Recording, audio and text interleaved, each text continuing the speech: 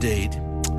So you get the smart speaker, even though you're not called Dennis. The night in question took place, Father Simon, in a town in northern England during the early 1980s. My name is Dennis, and my younger brother is Walter.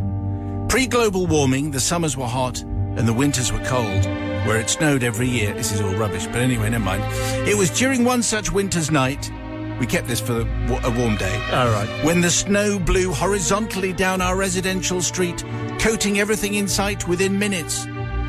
Being an inquisitive youngster, I decided to open my mum and dad's bedroom window and have a look out. I know this was stupid, but the temptation was too much.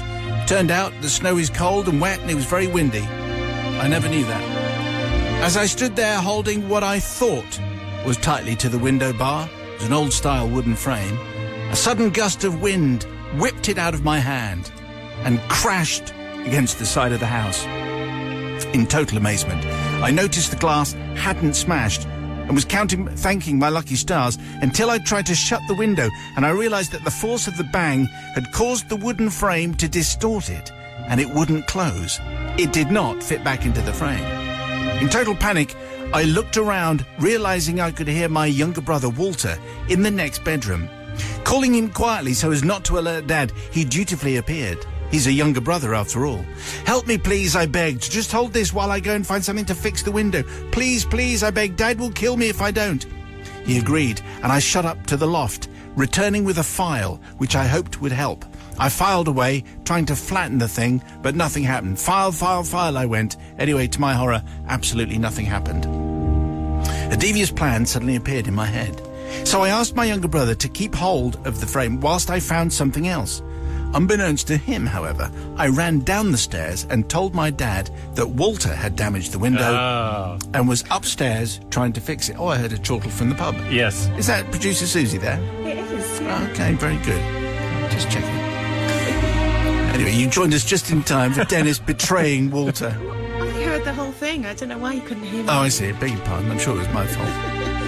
Anyway, so I had this devious plan, and I told my dad that Walter had damaged the window and was upstairs trying to fix it.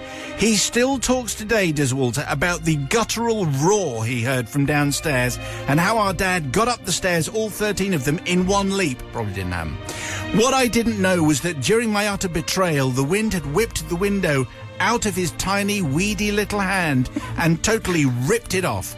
As Dad and I entered the bedroom, Walter just stood there with the frame resting on the bedroom floor, his hand still on the latch with an absolute look of horror on his face.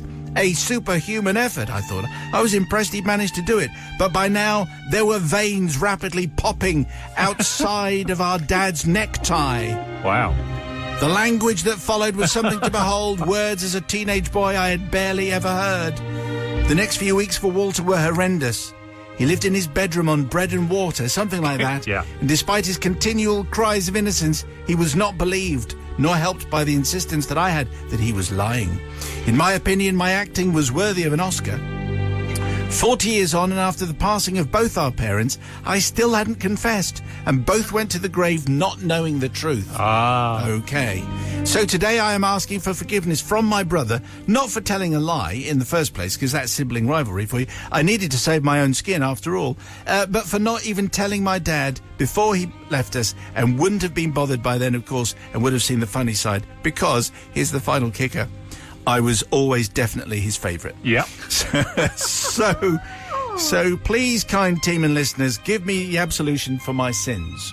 Okay, right. Well, let's see where we go in providing the absolution stakes. That was neat, I thought. Sister Susie, who can hear us loud and clear, what do you say to Dennis? Dennis, I can't forgive you because I am the youngest of three, and if my brothers and sisters did that to me, I just wouldn't have it. It's not very happy.